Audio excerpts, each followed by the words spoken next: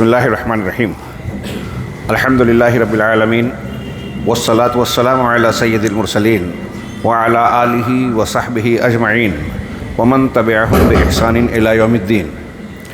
اعوذ باللہ من الشیطان الرجیم. بسم اللہ الرحمن الرحیم. فی بیوت اذن اللہ ان ترفع ویذکر فیہا اسمہ یسبح لہ فیہا بالغدو والآصال رجال لا تلہیہم تجارۃ ولا بیع عن ذکر اللہ واقام الصلاۃ وایتاء الزکاۃ یخافون یوما تتقلب فیہ القلوب والابصار لیجزیہم اللہ احسن ما عملوا ویزیدہم من فضلہ واللہ یرزق من یشاء بغیر حساب. وقال تعالی وان المساجد للہ فلا تدعوا مع اللہ احدا. جمعیت اہل حدیث کلکتہ کے ذمہ داران، الفرقان اسٹڈی سینٹر کے ذمہ داران، کارکنان اور معاونین، علماء کرام، میرے بزرگوں، دینی بھائیوں، اسلامی ماں اور بہنوں، آج آپ لوگوں کے درمیان اللہ کے فضل و کرم اور اس کی توفیق سے حاضری کا جو موقع ملا، مجھے بیان نہیں کر سکتا کہ کتنا بڑا انعام اور موقع مسرت محسوس ہو رہا ہے. نہ صرف یہ کہ آپ لوگوں کا اکٹھا ہونا، بلکہ مختلف افراد، نوجوانان نے جس پرتپاک انداز میں خلوص و محبت کا اظہار کرتے ہوئے ملاقاتیں کی، مجھے اندر سے خوشی بھی ہوئی، دل بھر بھی آیا، اور ایک قسم کی شرمندگی محسوس ہوئی کہ میں ایسا محسوس کرتا رہا کہ جو میرا مقام نہیں ہے آپ وہ سمجھ رہے ہیں. اللہ رب العالمین مجھے اس لائق بنائے، اور ہماری اس محبت کو جو دین کی بنیاد پر ہے، کوئی معمولی بات نہیں ہے. دنیا کا سب سے اہم رشتہ یہی دین کا رشتہ ہے. کسی بھی خطے علاقے کا کوئی انسان ہو، کلمہ گو ہے، توحید والا ہے، وہ ہمارا بھائی ہے. چھت کے نیچے رہنے والا ہمارا کوئی رشتہ دار ہو، بھائی ہو، بہن ہو، داماد ہو، فلاں اور فلاں ہو، اگر وہ توحید اور منہج صحیح کا حامل نہیں ہے تو شرعی نقطۂ نظر سے، ولا اور برا کے اسلامی قانون کے اعتبار سے وہ ہمارا رشتہ دار نہیں ہے. حضرت نوح علیہ السلام سے کہہ دیا گیا ان کے اپنے سگے بیٹے کے بارے میں، انہو لیسا من اہلک انہو عمل غیر صالح، یہ آپ کے گھر کا فرد نہیں ہے، اہل خانہ سے نہیں ہے، یہ برے عمل والا ہے، شرک والا، غلط راستے پر چلنے والا ہے، لہذا آپ کے ذریعے سے پیدا تو ہوا، آپ کا بیٹا نہیں ہے، آپ کے گھر کا فرد نہیں ہے. کون ہے ہمارا رشتہ دار جو ہمارے دین میں ہماری موافقت کرتا ہے، توحید کا حامل ہے، صاحب منہج ہے، ولا اور برا کی یہ بنیاد ہے. اسی بنیاد پر اللہ نے آج ہمیں اکٹھا کیا. رب العالمین سے دعا ہے کہ وہ اسے ہمارے اس جذبے کو قبول فرمائے، ہماری ملاقات کو، اس اجتماع کو خیر و برکت کا باعث بنائے، دین اور دنیا میں جو ہے ہمارے لیے اجر و ثواب اور کامیابی کا ذریعہ اس ملاقات کو بنائے، جنت میں ہم سب کو اکٹھا فرمائے. جیسا کہ اعلان ہے اور مجھے حکم دیا گیا کہ آج کی اس نشست میں مجھے یہ بیان کرنا ہے مساجد کی اہمیت اور اس کی ضرورت. مساجد کی اہمیت اور اس کی ضرورت. آج کل جس طریقے سے دھوم دھام کی تقریروں کو پسند کیا جاتا ہے اور کچھ مسالے دار چیزیں سننا لوگ چاہتے ہیں، ایسے میں یہ عنوان تعلیمی تربیتی اعتبار سے اہمیت کا حامل ہے. اس کی بعض تفصیلات ایسی ہو سکتی ہیں کہ لوگوں کو لگے کہ اکتاہٹ محسوس ہو رہی ہے، لیکن اگر آپ عنوان کی اہمیت اور موضوع کو سنیں گے، جو کچھ اللہ مجھے توفیق دے میں کچھ بیان کر سکوں، ظاہر سی بات ہے کہ مجھ جیسا کم علم اور ایک محدود وقت میں مساجد سے متعلق ساری اہمیت، ضرورت، اس کا کردار، اس کے متعلقہ امور بیان نہیں کر سکتے. لیکن اللہ رب العالمین نے اگر مجھے اتنی توفیق دی کہ آپ اس مجلس میں مسجد کی اہمیت سمجھ لیے اور مسجد سے اپنے رشتے کو مضبوط کرنے کا عزم کر لیں، تو میں سمجھتا ہوں کہ اللہ نے اس پروگرام کو قبول فرما لیا. اللہ قبول فرمائے. مساجد کی اہمیت و افادیت. مسجد عرف عام میں ہمارے لیے کوئی اجنبی لفظ نہیں ہے، سب لوگ جانتے پہچانتے ہیں. عربی زبان کا لفظ ہے مسجد، اس کی جمع ہے مساجد۔ مسجد یہ اسم ظرف ہے، سجدہ یسجدو عربی کا جو فعل ہے جس سے ہم سجدہ اور سجود کہتے ہیں، اسی سے اسم ظرف ہے مسجد، یعنی سجدہ گاہ۔ دوسرے مزید اس کو کریں تو سجدے سے مراد عبادت گاہ، عبادت خانہ، وہ جگہ جہاں اللہ رب العالمین کی عبادت کی جائے۔ ہماری اصطلاح میں عبادت کے لیے جسے خاص کیا جائے۔ عمومی طور سے جناب محمد رسول اللہ صلی اللہ علیہ وسلم کا وہ ارشاد ہم اور آپ سنتے رہے ہیں کہ آپ نے فرمایا جعلت لی الارض مسجدا و طہورا۔ دیگر قوموں اور پچھلے انبیاء کے مقابلے میں آپ کو جو خصوصیات دی گئی ہیں اس میں سے ایک خصوصیت یہ ہے کہ آپ کے لیے اور آپ کے ذریعے ہمارے لیے، یعنی امت محمدیہ کے لیے، جعلت لی الارض، پوری زمین، دنیا کا ہر حصہ اور خطہ میرے لیے مسجد بنایا گیا اور طہارت کا ذریعہ بنایا گیا، یعنی اس کو اسے مٹی سے تیمم کر کے پاکی حاصل کی جا سکتی ہے۔ پانی کے نہ ملنے یا پانی ہے اور اس کے استعمال پر قدرت نہیں ہے تو وضو کی جگہ اور غسل کی جگہ تیمم کیا جا سکتا ہے۔ پوری زمین کو اللہ نے یہ عمومی طور سے اس امت محمدیہ کو بطور انعام عطا فرمایا۔ ہر جگہ نماز پڑھی جاتی ہے اور جہاں نماز پڑھی جائے اس کو مسجد بنا لیا گیا۔ ذہن میں رکھیے، یہ اگر ایک آدمی عبادت کا کوئی کام کر رہا ہے، صرف نماز ہی نہیں، جس جگہ عبادت کر رہا ہے وہ مسجد ہے۔ ضروری نہیں ہے کہ وہاں عمارت کی تعمیر کی جائے۔ اسی لیے جب نبی کریم صلی اللہ علیہ وسلم کا یہ فرمان آپ سنیے کہ لعن اللہ الیہود والنصارى اتخذوا قبور انبیائہم مساجد، اللہ کی لعنت ہے یہود و نصارہ پر، انہوں نے اپنے انبیاء کی قبروں کو مسجد بنا لیا۔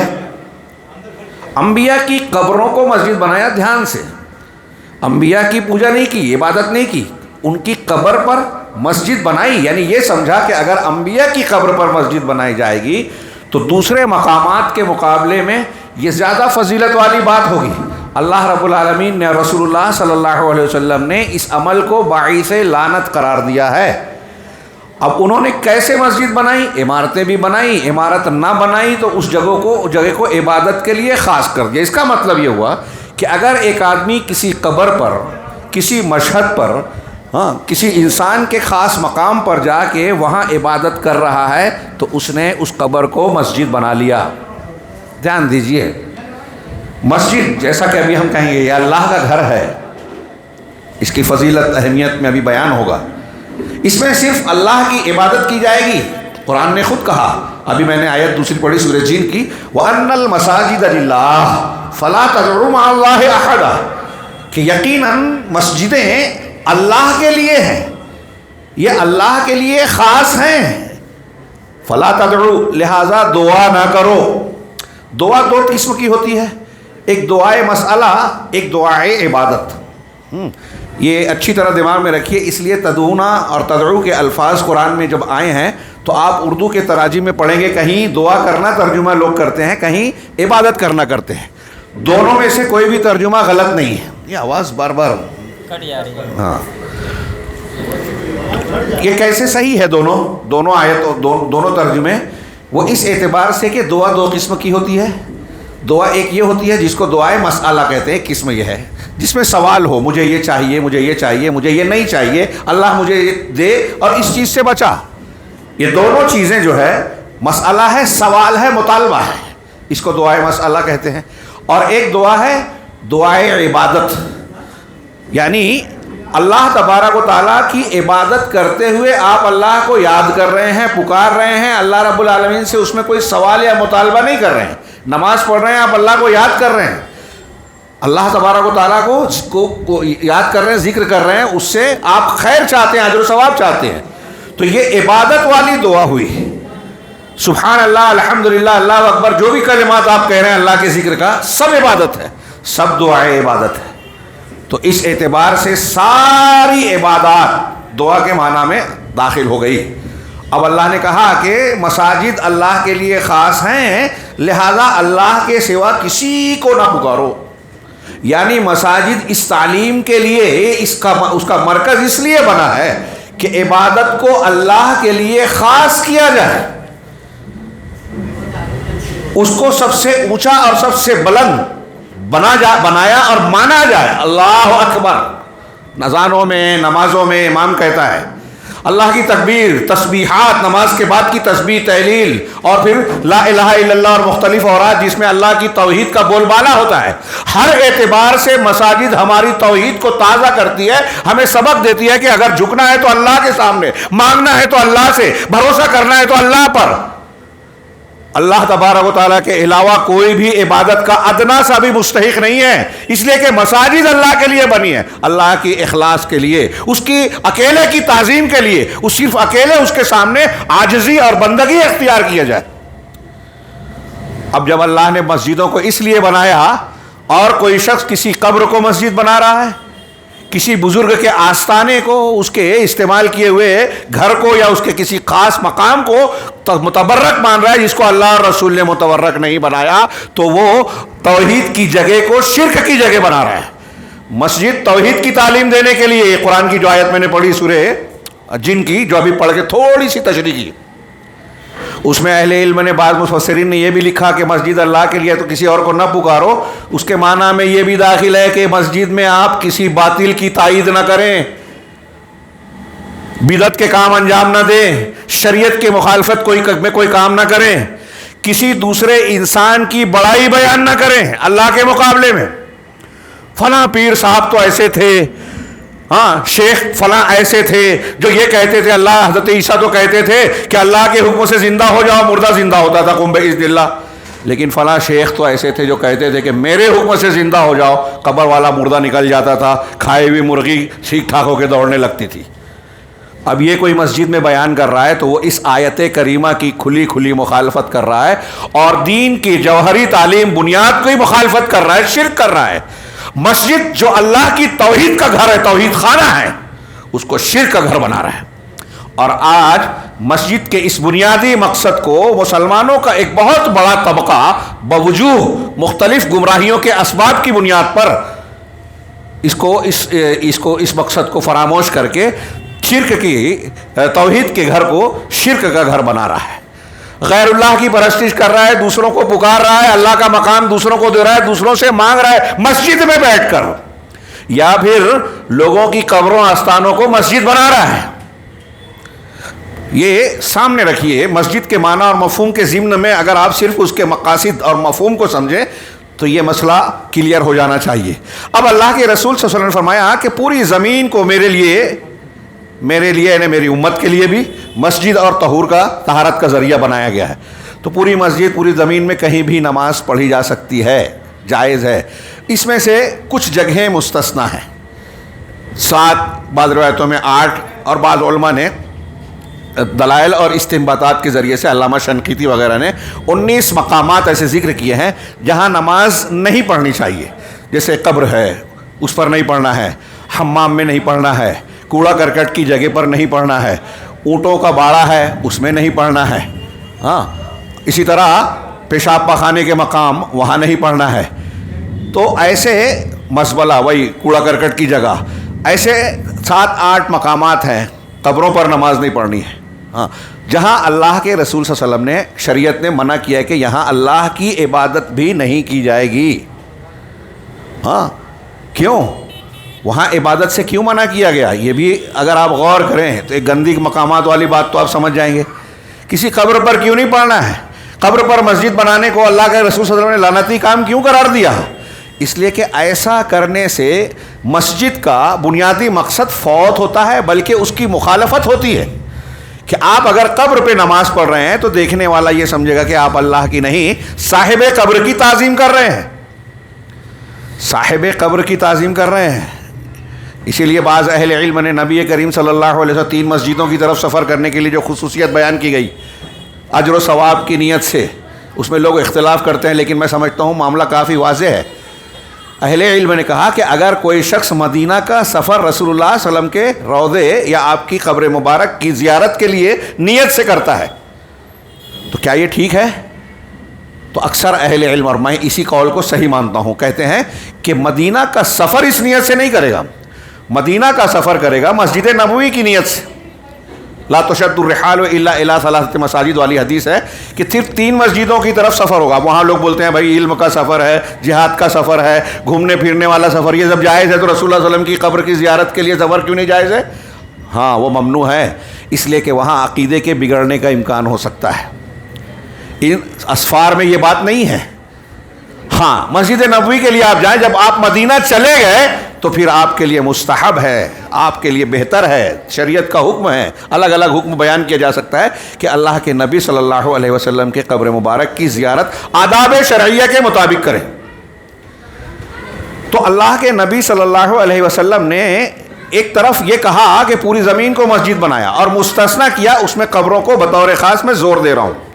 اور یہاں مسجد کا پیغام اور اس کی بنیاد بھی سمجھ میں آتی ہے, جو ان المساجد للہ فلا تدعوا مع اللہ احدا کی قرآنی آیت سے بالکل صاف, ظاہر اور واضح ہے. اس کے بعد اب ہمارے عنوان میں جو کہا گیا کہ مسجد کی ضرورت اور اہمیت, تو جس مسجد کو ہم مسجد کہتے ہیں یہ ایسی کوئی جگہ جہاں عمارت وغیرہ بنا دی جائے, 4 دیواری کھڑی کر دی جائے, وہ کسی بھی شکل میں ہو, جسے اللہ کی عبادت کے لیے خاص کیا جائے اور اللہ کے لیے وقف کیا جاتا ہے, اسے ہم عرف میں مسجد کہتے ہیں. شریعت کی اصطلاح میں بھی مسجد ہے. اور یہ جو مسجد ہے اس کے احکامات دیگر مقامات اور جگہوں کے مقابلے میں الگ ہو جاتے ہیں.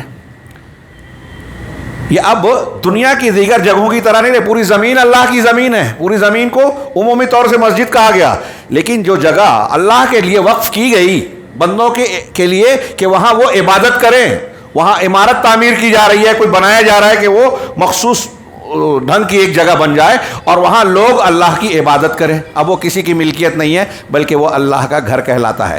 یہ مسجد جو ہے یہ اپنے آپ میں بہت ہی اہمیت اور فضیلت رکھتی ہے. اسلامی سماج اور معاشرے میں ایک مسلمان کے لیے جس طرح وہ اپنے ذاتی گھر جس میں رہائش پذیر ہے, رہتا سہتا ہے, جس طرح اپنے ذاتی گھر سے محبت کرتا ہے, وہاں رہنا چاہتا ہے, اس سے اس کو انسیت اور لگاؤ ہوتا ہے, اس سے بڑھ کر اللہ کے گھر سے انسیت ہونی چاہیے آپ کو اور ہم کو, مسلمان کو.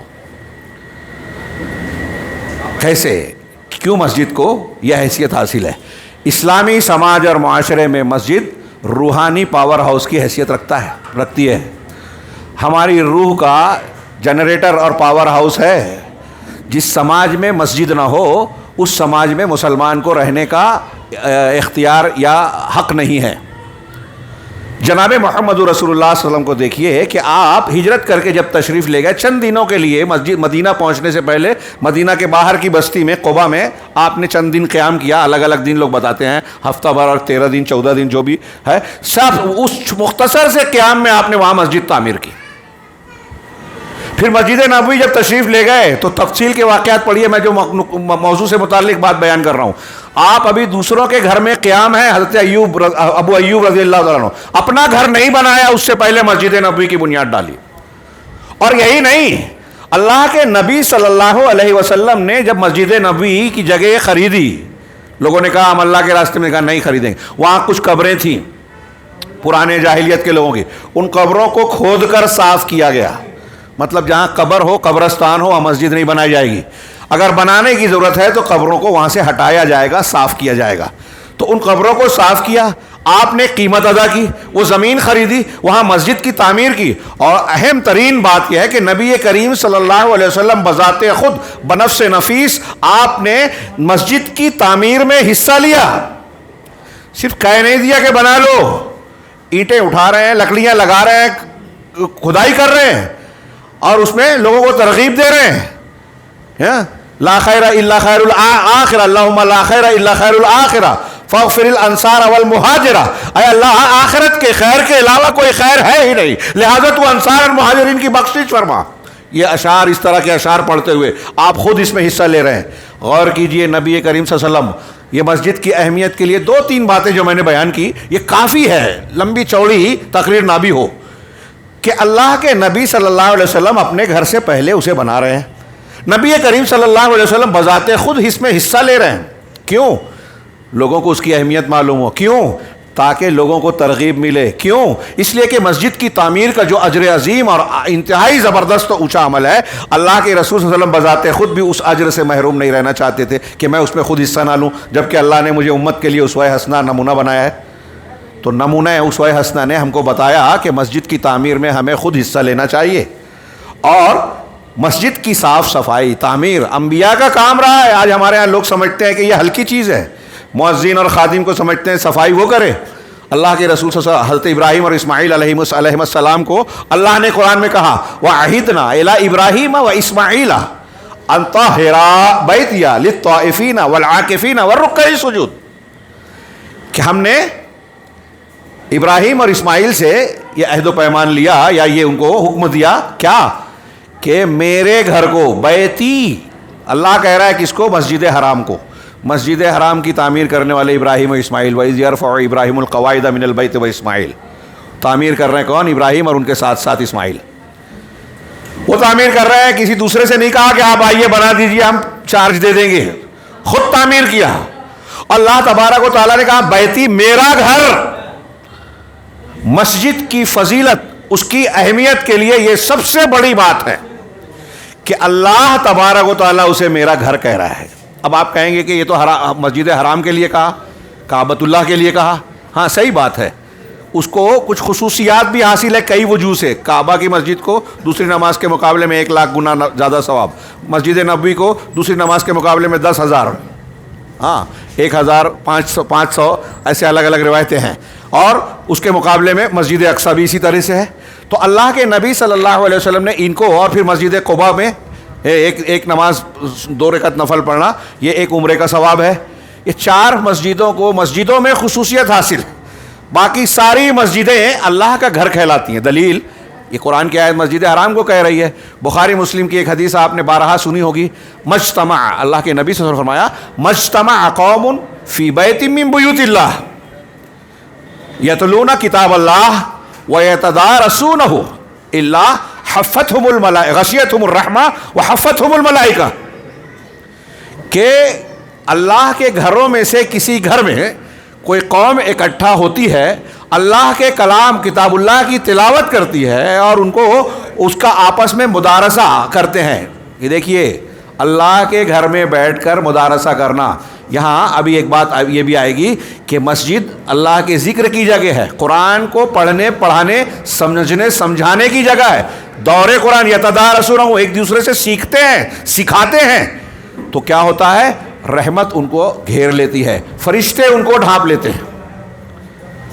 ذرا مجھے ڈسٹرب ہو رہا ہے، درمیان میں کچھ لوگ گفتگو کر رہے ہیں.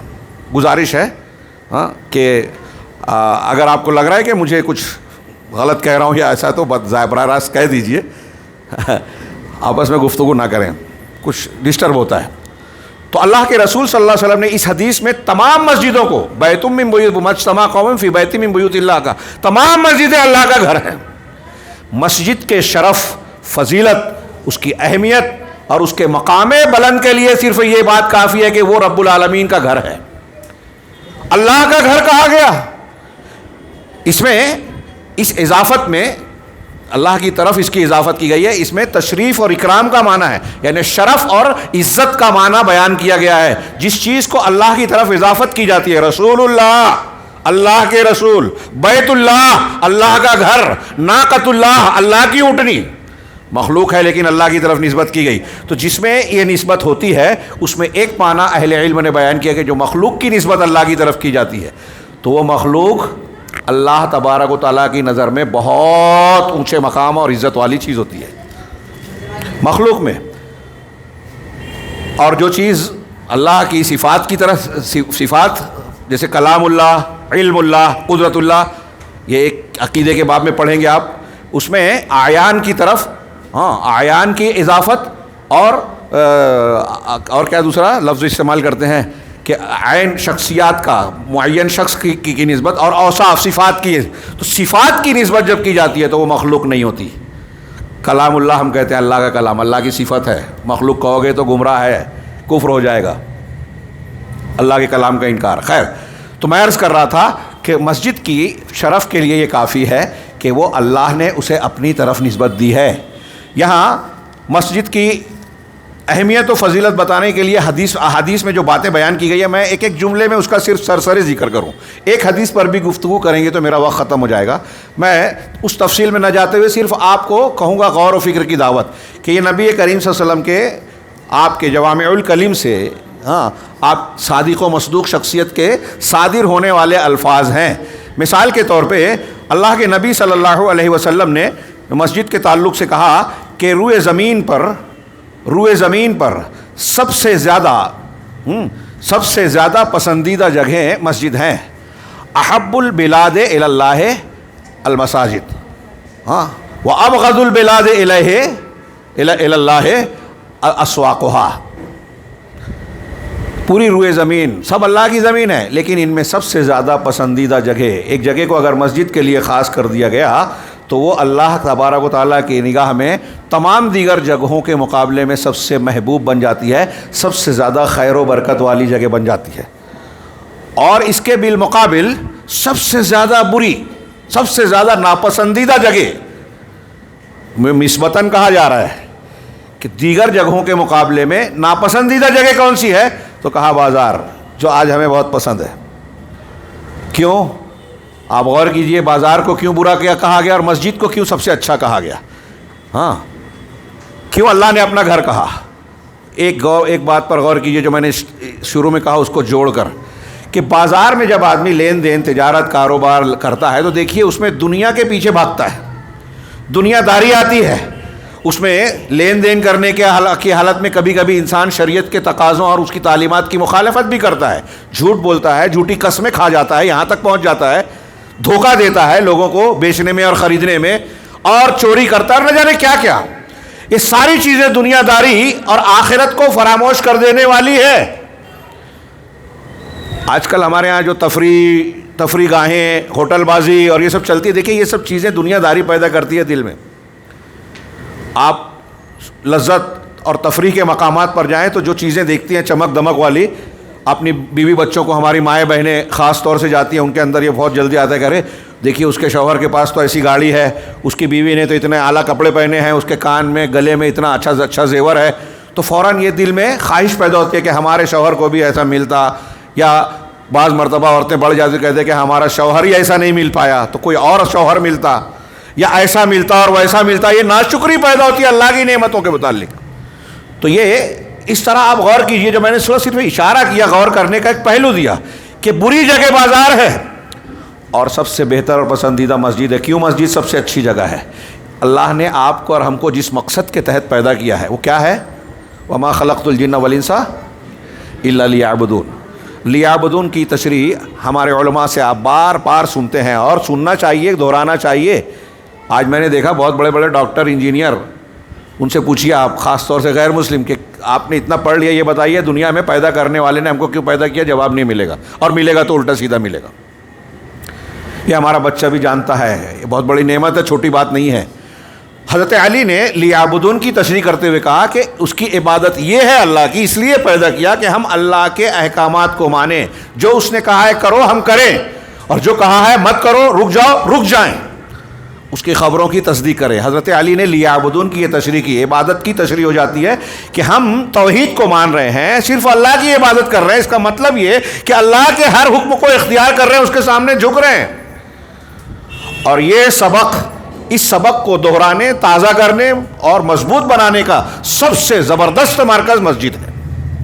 مسجد کا نام، مسجد میں کام جو ہوتا ہے وہ ہماری زندگی کے، ہمارے پیدا ہونے کے مقصد سے جڑا ہوا ہے، ڈائریکٹ، براہ راست. تو گویا ہم جس مقصد کے تحت پیدا ہوئے ہیں، بازار میں، گھر میں، کاروبار میں، دوست و احباب کی مجلسوں میں، ہنسی مذاق میں بھول جاتے ہیں، فراموش کر جاتے ہیں.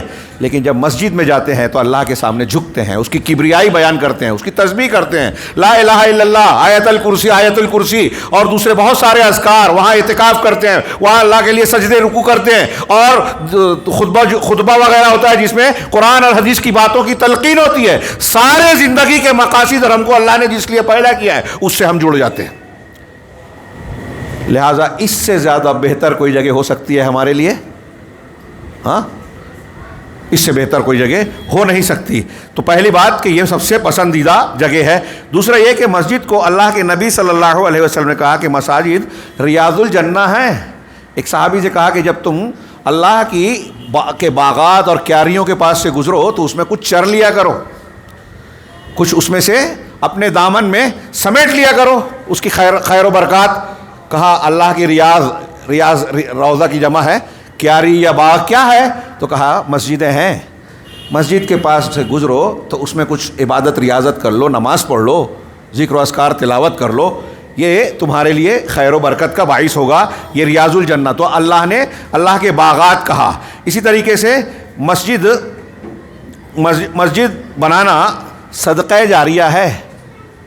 اگر آپ نے مسجد کی تعمیر کی تو مرنے کے بعد جب تک اس مسجد میں عبادت ہوتی رہے گی یہ آپ کے اجر کا سبب اور باعث بنے گا۔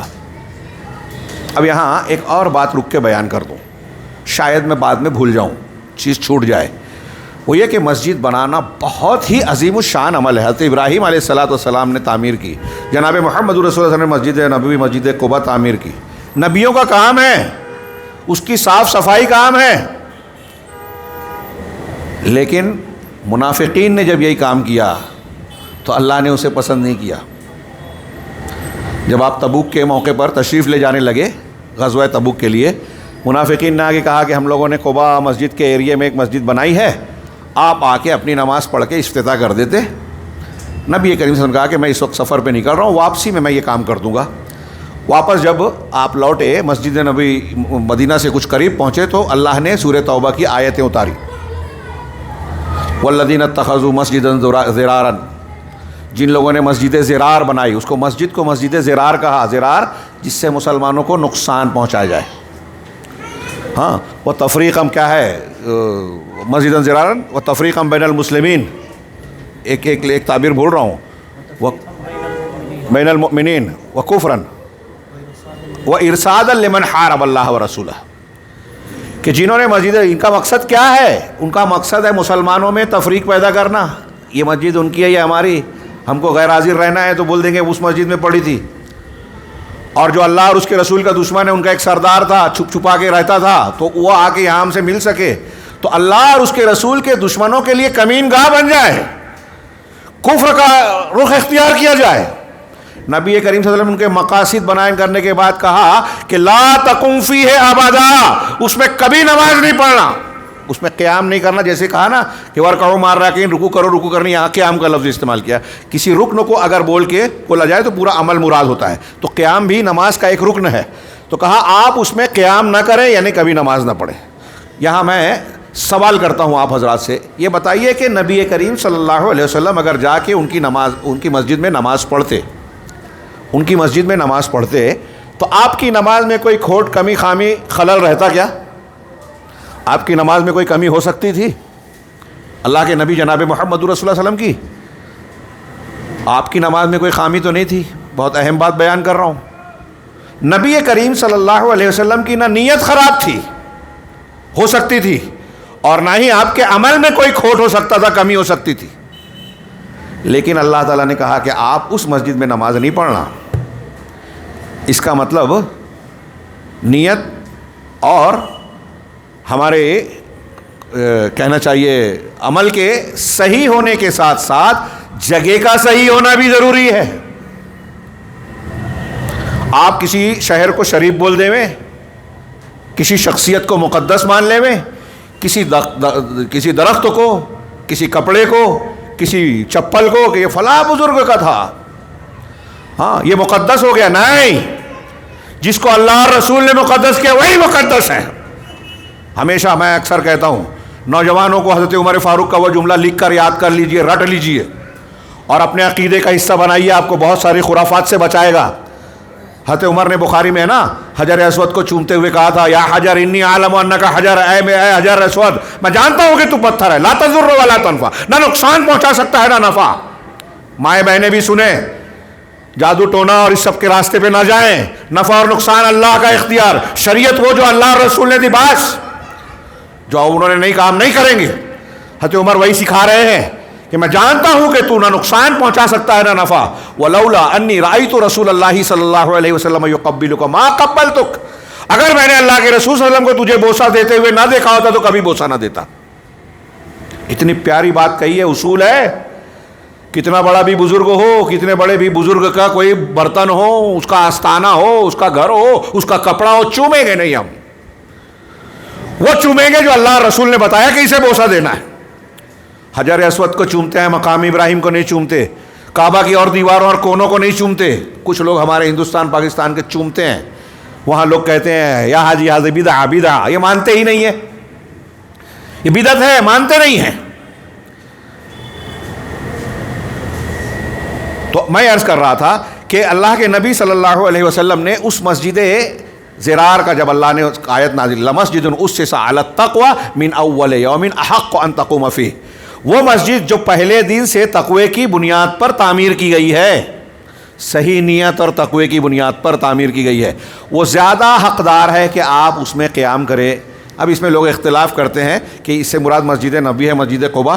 بعض اہل علم پھر نتیجہ دیتے ہیں کہ دونوں مراد ہے، لیکن سیاق کلام میں جو اہل علم نے کہا کہ مسجد قباء کے علاقے میں اس مسجد کو بنایا گیا تھا، اس لیے آپ وہاں مسجد قباء مراد ہے کہ پہلے دن جو مسجد بنائی گئی تقوی کی بنیاد پر، وہ حقدار ہے کہ آپ اس میں نماز پڑھیں.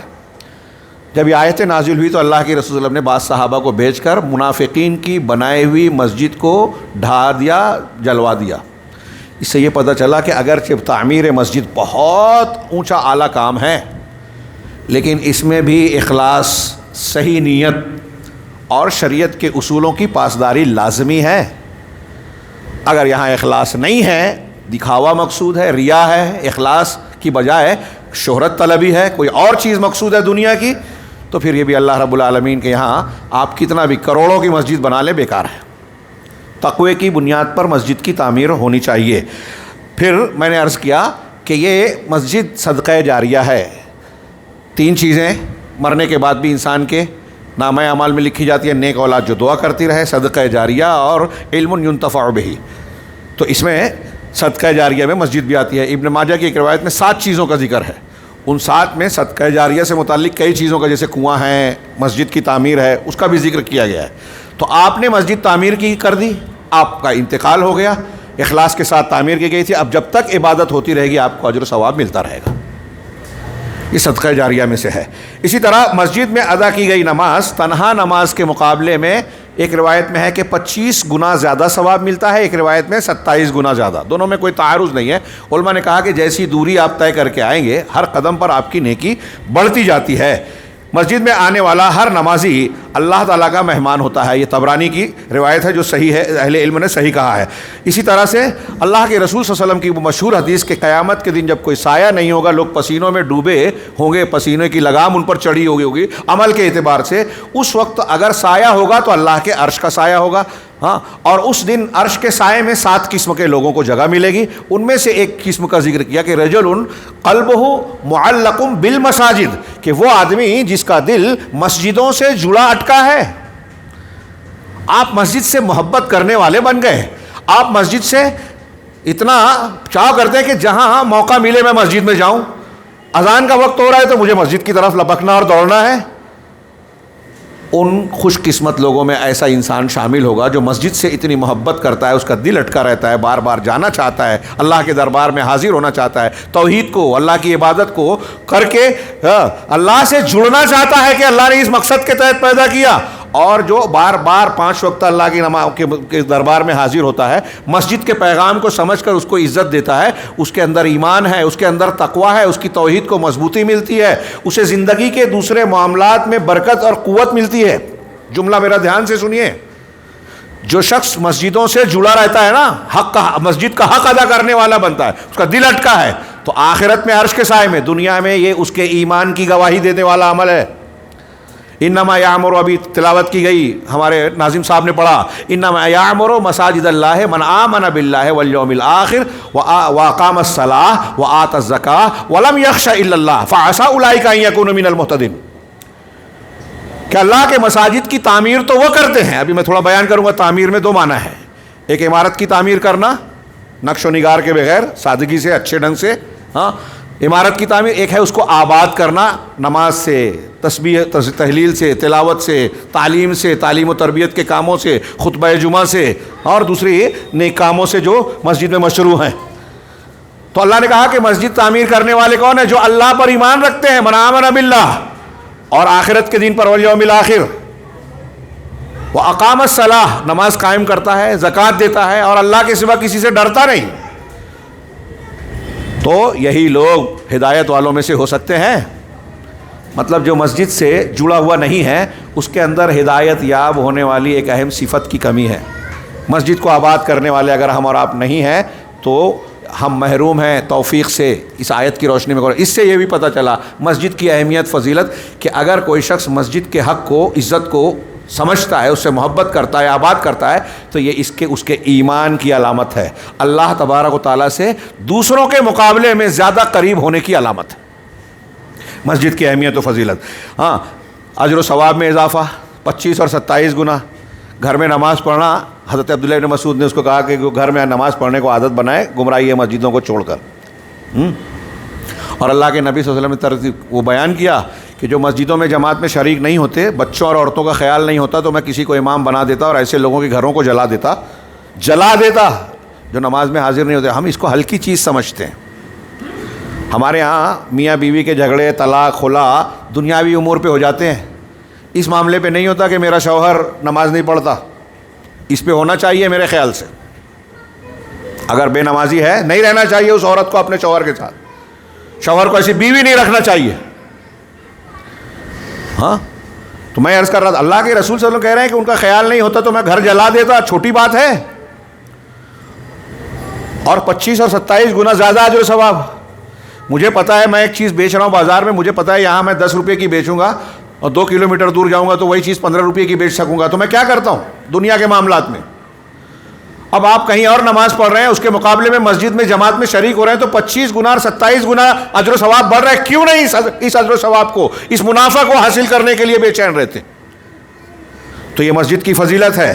اسی طرح مسجد میں نماز پڑھنے والے سے اللہ تبارک و تعالیٰ، سنن ابن ماجہ کی ایک روایت ہے جو مقبول درجے کی ہے، کہ مسجد میں آ کر نماز پڑھنے والے سے اللہ تعالیٰ اتنا خوش ہوتا ہے جیسے کسی گھر سے کوئی گھر کا فرد غائب ہو جائے، دور چلا جائے، اور بہت دنوں کے بعد اچانک وہ واپس آ جائے، تو آپ کو کتنی خوشی ہوگی۔ آپ کا بیٹا، آپ کا بھائی، آپ کا کوئی اور رشتہ دار چلا گیا، نامعلوم ہے، اچانک وہ حاضر ہو جاتا ہے، تو اس سے آپ کو جتنی خوشی ہوتی ہے، اللہ تعالیٰ نے یہ سمجھانے کے لیے، مشابہت اللہ کی صفت میں نہیں ہے، ہماری خوشی کو بتانے کے لیے ہے کہ ہاں ایسے ہی اللہ تعالیٰ خوش ہوتا ہے۔ اسی طرح گھر سے باوضو مسجد پہنچ کر باجماعت فرض ادا کرنے والے کو حج کے برابر ثواب ملتا ہے۔ یہ سنن ابو داؤد کی روایت ہے۔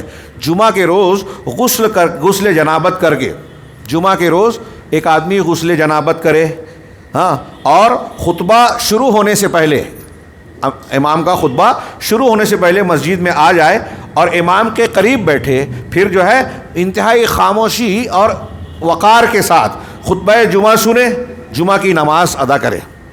ایسے شخص کے لیے، غور سے سنیے، یہ فضیلت حیرت انگیز ہے، ایسے شخص کے لیے ترمذی کی روایت ہے، ہر قدم پر 1 سال کے قیام اور 1 سال کے روزوں کا ثواب ملتا ہے۔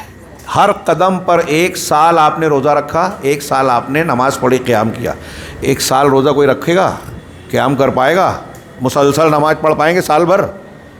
جمعہ کے دن آپ مسجد میں ان اصول، ان آداب کے ساتھ جاتے ہیں جو حدیث میں بیان کی گیا، تو اتنا ثواب ہے۔ اسی طرح گھر سے وضو کر کے چاشت کے لیے مسجد آنے والے کو 1 عمرے کا ثواب ملتا ہے۔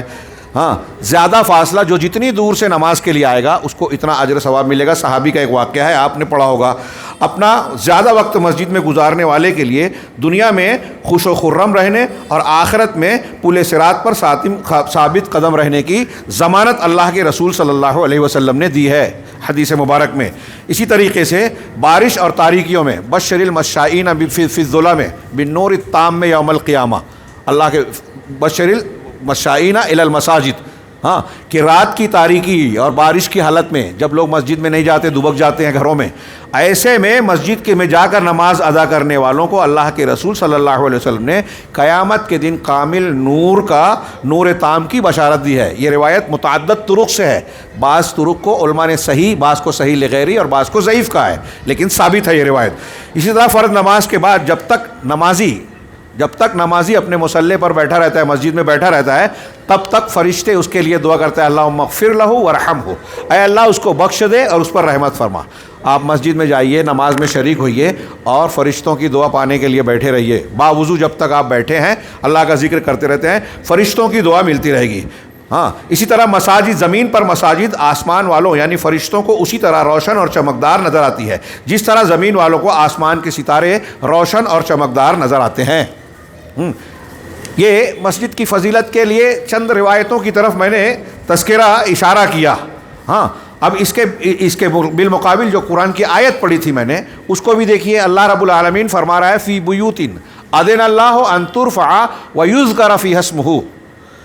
یہاں اس آیت سے پہلے اللہ نور السماوات والارض مثل نورہ کمشکات، اللہ کا نور ہونا، کائنات میں جتنا بھی ایمانی نور ہو یا مادی نور ہو، آپ کے کوئی ایمان ملا، رسول کا نور ملا، قرآن کا نور ملا، سب اللہ کی طرف سے۔ سورج چاند ستاروں کی روشنی مل رہی ہے، سب اللہ کی طرف سے، ہدایت دینے والا وہی ہے۔ تو اب ایسے نور کو جو پاتا ہے تو اس کی روش کیا ہوتی ہے؟ اللہ رب العالمین نے ان آیتوں میں بتایا فی بیوتن، ان گھروں میں، نکرہ کے ذریعے سے یہاں اس کی تفخیم شان ہے کہ ایسے گھر جو بڑی عظمت والے، بڑی فضیلت والے گھر ہیں، یعنی اللہ کے گھر، یعنی مساجد، وہ عبادت کرتے ہیں نور والے اللہ کے۔ اذن اللہ ان ترفع ویذکر فیہا اسمہ، اللہ نے حکم دیا ہے کہ اللہ کے اس میں اللہ کے نام کو بلند کیا جائے، اس کو معاف کیجئے کہ ان گھروں کو بلند کیا جائے اور اس کے نام کا ذکر کیا جائے۔ یہ جو دو جملہ ہے کہ ایسے گھر جن کے بارے میں اللہ نے حکم دیا کہ ان کو اونچا اٹھایا جائے اور اللہ نے اس میں اپنے نام کے ذکر کا حکم دیا ہے۔ شیخ عبد الرحمن بن ناصر السعدی سعودی عرب کے ماضی قریب کے ایک بڑے عالم مفسر ہیں، ان کی تفسیر اویلیبل ہے، ترجمہ بھی ہو گیا ہے تفسیر سعدی کے نام سے۔ اس میں وہ کہتے ہیں کہ یہ جو دو جملہ ہے اس میں مسجد سے متعلق تمام احکامات سمٹے ہوئے ہیں۔ مثلا پہلا جملہ جو ہے ان ترفع، کہ اس کو بلند کیا جائے۔ کس کو بلند کیا جائے؟ بیوت کو، یعنی اللہ کے گھروں کو، یعنی مسجدوں کو بلند کیا جائے۔ تو اب بلند کرنے کا مطلب یہ کہ بہت شاندار نہیں، سادی سودی بنائی جائے، یعنی اس میں تعمیر آ گئی کہ آپ اس کی عمارت کو کھڑا کریں۔ اب اس کی عمارت کو کھڑا کرنے کی ایک فضیلت چھوٹ گئی جو آپ اکثر سنتے رہتے ہیں، من بنا للہ مسجدا یبتغی بہ وجہ اللہ بنا اللہ لہ بیتا فی الجنہ۔ وہ منافقین والے ضمن میں مجھے پیش کرنا چاہیے تھا کہ جو اللہ کی رضامندی اور خوشنودی چاہتے ہوئے اللہ تبارک و تعالیٰ کا گھر تعمیر کرتا ہے، اللہ جنت میں اس کے لیے گھر بناتا ہے۔ یہ معمولی فضیلت نہیں ہے، ہم چونکہ بار بار جو چیزیں سنتے ہیں نا، ہماری نظر میں اس کی اہمیت کم ہو جاتی ہے۔ مسجد کے لیے جو لوگ ابھارتے ہیں اس حدیث کو پیش کرتے ہیں، اس لیے بار بار ہم سنتے ہیں، یہ بہت اہم فضیلت ہے۔ تو اللہ تبارک و تعالیٰ نے اس آیت میں کہا کہ اس گھر کو بلند کیا جائے۔ تو آپ پوری مسجد بنا رہے ہیں یا مسجد کے بنانے میں کوئی حصہ لے رہے ہیں، انشاءاللہ اس فضیلت کا حصہ ملنے والا ہے۔ تو اللہ نے کہا اس کو بلند کیا جائے۔ تو شیخ عبد الرحمن بن ناصر السعدی کہتے ہیں کہ مسجد کی تعمیر کے ساتھ ساتھ اس میں یہ معنی بھی داخل ہے کہ مسجد کو گندی چیزوں سے پاک صاف کیا جائے، اس میں جھاڑو لگایا جائے۔ کنس کا لفظ استعمال کیا، میں واضح طور سے آسان لفظوں میں کہہ رہا ہوں، جھاڑو دیا جائے، صاف صفائی کی جائے مسجد میں۔ ایک عورت مسجد نبوی میں جھاڑو دیا کرتی تھی۔ مسجد میں صفائی کرنے کا کام خواتین کر سکتی ہیں، اس سے پتہ چلتا ہے۔ عبادت کا بھی آج ہمارے یہاں راستہ بند کر دیا لوگوں نے۔ اب جو ہے گورنمنٹ کی طرف سے معاملہ ہو رہا ہے تو کچھ لوگ اجازت کی بات کرتے ہیں کہ ہم نے منع کب کیا، حیرت انگیز بات ہے۔ تو اللہ تبارک و تعالیٰ نے، اللہ کے رسول صلی اللہ علیہ وسلم کو پتہ چلا، رات میں انتقال ہوا، صحابہ کرام نے کہا رسول اللہ صلی اللہ علیہ وسلم آرام فرما رہے ہیں، خلل نہ ہو، آپ کو ڈسٹرب نہ ہو، اس لیے انہوں نے دفن کر دیا۔ جب آپ کو پتہ چلا تو دوسرے دن آپ نے اس کی قبر پر جا کے نماز جنازہ پڑھی، دعا کی۔ ہمارے سماج میں ایسے کام کرنے والوں کو لوگ حقیر اور کمتر سمجھتے ہیں، نبی کریم صلی اللہ علیہ وسلم اس کو یہ دیکھتے تھے کہ اس کا جو کام تھا وہ بڑا تھا، اس لیے اس کو اللہ کے رسول صلی اللہ علیہ وسلم کی نظر میں اس کی بڑی عزت تھی۔ اس کی وفات کے بعد، تدفین کے بعد اس کی قبر پہ جا کے نماز پڑھی۔ تو یہ بھی معنی داخل ہے کہ مسجد کی صفائی کی جائے، اس میں اگر کوئی گندگی آپ نے دیکھی تو آپ خود صاف کریں، چیخ پکار نہ مچائیں، مؤذن دیکھا نہیں کیا۔ ہمارے یہاں لوگ اس کے لیے ذمہ دار بنتے ہیں، ایسا لگتا ہے۔ نبی کریم صلی اللہ علیہ وسلم نے دیکھا کہ ایک مسجد کی دیوار پر رینٹ لگی ہوئی ہے، ناک لگی ہوئی ہے، تو آپ نے اپنے ہاتھوں سے اسے صاف کیا۔ کتنی فضیلت! نبی کریم صلی اللہ علیہ وسلم نے بذات خود عمل کیا، یہ خود اس کی فضیلت بتا رہا ہے، اور ہمارے اور آپ کے لیے یہ سنت ہو گئی کہ مسجد کی صفائی کریں۔ تو مسجد کی صفائی کرنا، وہاں گندگی کو ہٹانا، رکاوٹوں کو دور کرنا، ایسی کوئی چیز جو نمازیوں کو یا کسی بھی مسجد میں عبادت کرنے والوں کے لیے نقصان دہ ہو، اس کو ختم کرنا، یہ بھی اس میں شامل ہے۔ ترفع کے معنی میں تو اس کی ساری نگرانی، حفاظت، یہ مسجد کے بلند کرنے کے معنی میں شامل ہے۔ پھر وَيُذْكَرَ فِيهِ اسْمُهُ، اور اس میں اللہ کے نام کا ذکر کیا جائے۔ اس ذکر میں ساری نمازیں آ گئی جو مسجد میں، فرائض ہوں، نوافل ہوں، تراویح ہوں، تہجد ہو، چاشت ہو، جو بھی ادا کرے آدمی، وہ ساری نمازیں آ گئی۔ اس میں اذان بھی آ گئی جو ہر 5 وقت میں مؤذن آواز بلند کرتا ہے۔ اس میں خطبہ جمعہ بھی آ گیا جو تعلیم کا ایک سب سے، یہاں اس پہ میں خصوصی طور سے بولنا چاہتا ہوں، بھول جاؤں تو یاد دلائیے آپ لوگ۔ جمعہ کے خطبے سے زیادہ دین سیکھنے سکھانے کا کوئی میڈیم آج موجود نہیں ہے۔ جس جمعہ کے خطبے میں آپ کو ایسا مجمع ملتا ہے، ابھی مجھ کو کہنا پڑا کہ بھائی آواز بند کیجئے، وہاں شریعت نے کہا کہ اگر جمعہ کی نماز میں آپ حاضر ہیں اور آپ نے کسی سے کہا اس کو چپ رہو، فقط لغوتا، تو تو نے اپنے جمعہ کی فضیلت اور اجر و ثواب کو ضائع کر دیا، لغو کر دیا، بیکار کر دیا۔ آپ کسی کو چپ رہو یہ نہیں بول سکتے جمعہ میں، ایسا مجمع آپ کو کہیں نہیں ملے گا دنیا میں، کسی کانفرنس میں، کسی پروگرام میں۔ ہاں، تو اللہ کے رسول نے جمعہ کا میڈیم دیا، اور اس میں یہاں میں رک کے یہ بھی کہوں کہ یہ درسگاہ ہے بہت بڑی، اس میں خواتین کو حاضر ہونے کی اجازت ہے، بلکہ میں تو کہتا ہوں اگرچہ یہ بات صحیح ہے کہ ان کی نماز جمعہ ان پر فرض نہیں ہے، غلام پر، مسافر پر، عورتوں پر، بچوں پر، وہ گھر میں پڑھ سکتی ہیں، گھر پہ پڑھیں گی تو 4 رکعت ظہر پڑھیں گی۔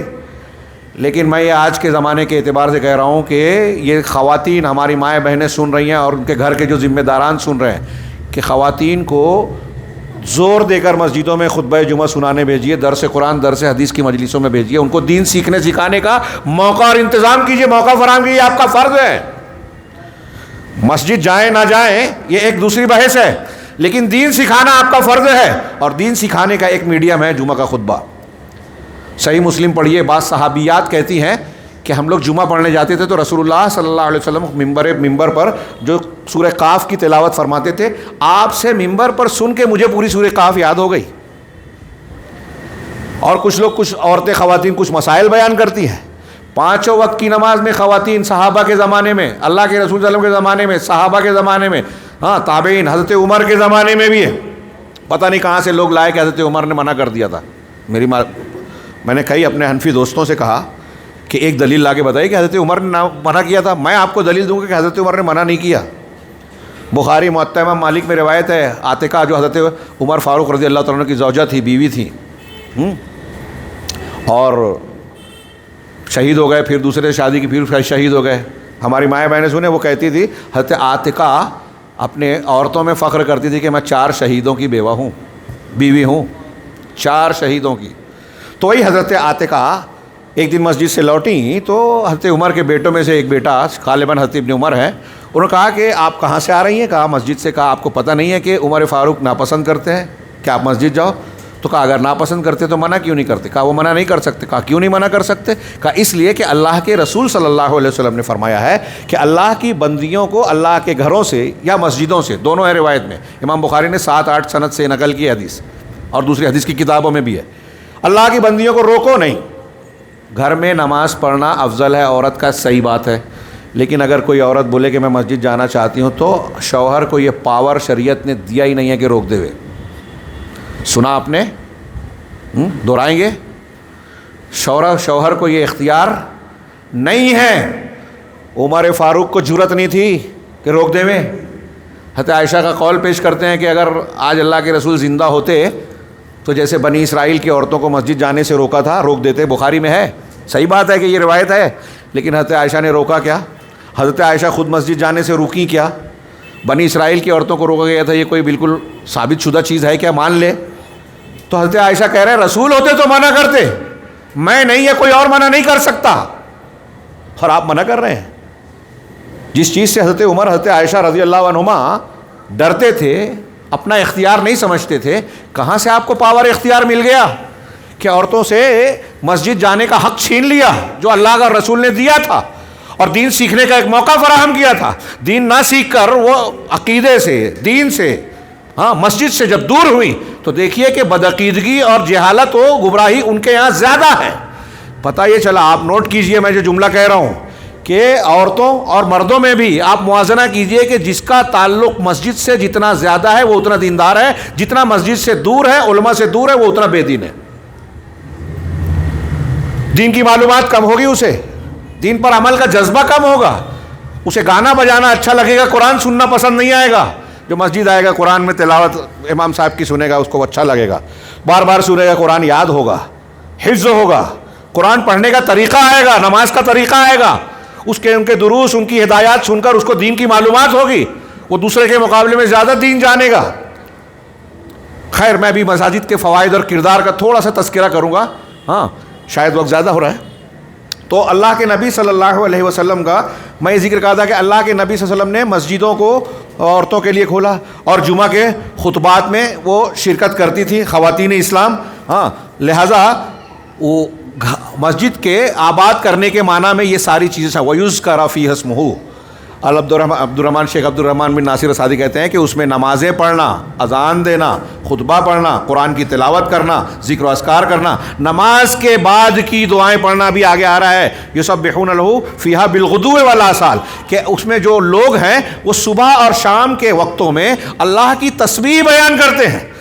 تسبیح کے معنی میں نماز بھی آ گئی، سبحان اللہ الحمدللہ کہنا بھی آ گیا، اللہ کے دوسرے ذکر و اذکار بھی آ گئے، اور نماز کے بعد کے فرض نماز کے بعد کے جو اذکار ہیں، استغفر اللہ، آیت الکرسی، اللہم لا مانع لما اعطیت، اور یہ دوسرے جو اذکار ہیں، یہ اذکار بھی اس میں آ گئے۔ آپ ان چیزوں کو معمولی نہ سمجھیں، اگر ان کے معنویت کو، ان کے معنی اور مفہوم کو سمجھ کر کوئی بندہ پڑھنے لگے، غور سے سنیے یہ بات، یہ جملہ، تو وہ انتہائی پختہ پکا مسلمان مومن ہوگا، اور اس کی پوری زندگی سنورے گی، پوری زندگی، گھر کی زندگی، بازار کی زندگی، اپنی ڈیوٹی اور کام کی زندگی، بال بچوں کے معاملات، سب معاملات ٹھیک ہوں گے، آزمائشیں آئے گی ضرور۔ یہ ایسے ہی نہیں کہا اللہ نے ان الصلاۃ تنہی عن الفحشاء والمنکر، نماز فحشا، بے حیائیوں سے اور منکرات سے روکتی ہے۔ جب آپ نماز کو نماز کے آداب کے ساتھ پڑھیں گے، اس کی محافظت اور دوام کا کوئی اختیار کریں گے، پابندی کریں گے، اقامت صلاۃ، تو اس میں یہ ساری چیزیں شامل ہوگی، مسجد کی حاضری، اور مسجد کی حاضری پابندی سے اگر آپ کرتے ہیں نا، اس میں بے پناہ فوائد ہے، روحانیت ہے۔ میں نے جو کہا کہ یہ روحانی پاور ہاؤس ہے ایک مسلمان سماج کے لیے، اسی لیے میں نے کہا تھا کہ جو مسجد میں نہ ہو، جہاں مسجد نہ ہو، رہنے کا حق نہیں ہے۔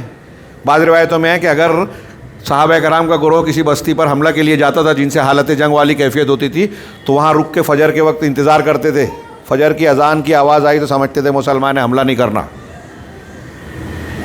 یہ علامت ہے مسلمانوں کے وجود ہونے کی کہ آپ کے درمیان سے اذان کی آواز بلند ہو رہی ہے کہ نہیں ہو رہی ہے، نہیں ہوئی اس کا مطلب یہ کہ یہاں کوئی مسلمان ہے ہی نہیں۔ تو آپ کے وجود، آپ کی پہچان اور شناخت کی علامت ہے مسجد کا وجود، تو اللہ کے نام کا اس میں ذکر کیا جائے، اس میں ساری عبادات آ گئی۔ اعتکاف ایسی عبادت ہے، اس کو یوں کہیے، آج کی زبان میں سمجھانے کے لیے کہوں کہ ہمارے یہاں جیسے وہ ہندوؤں میں جو ہے نا سنیاس ہے، عیسائیوں میں رہبانیت ہے، جین مذہب میں تیاگ ہے، بدھ مذہب میں سب کچھ چھوڑ دینا ہے، اسلام میں یہ جائز نہیں ہے۔ ہمارے صوفیوں نے فلاسفہ سے اور ان دوسرے مذاہب سے یہ لیے کہ خانقاہیت اختیار کی جائے، کچھ کمایا نہ جائے، عبادت کرے، اللہ اللہ کریں اور بدعتی عبادات کریں، ذکر کریں، کشف و منامات کو بنیاد بنائیں، اور کچھ کمانا ومانا نہیں ہے، لگاؤ دم مٹے غم، کمائے دنیا کھائیں ہم، اس طرح کے نعرے لگاتے ہیں۔ یہ عزت نہیں ہے، ذلت کی بات ہے۔ اللہ کے نبی صلی اللہ علیہ وسلم کی تعلیمات کے بالکل خلاف بات ہے۔ میں یہ کہہ رہا تھا کہ اعتکاف اس امت کے لیے میں کہتا ہوں جائز رہبانیت ہے۔ ابھی میں جو جملہ بول رہا ہوں اس پہ بہت سے لوگ اعتراض شروع کر دیں گے، سوشل میڈیا کا دور ہے، ہر کوئی قابل بننے لگتا ہے۔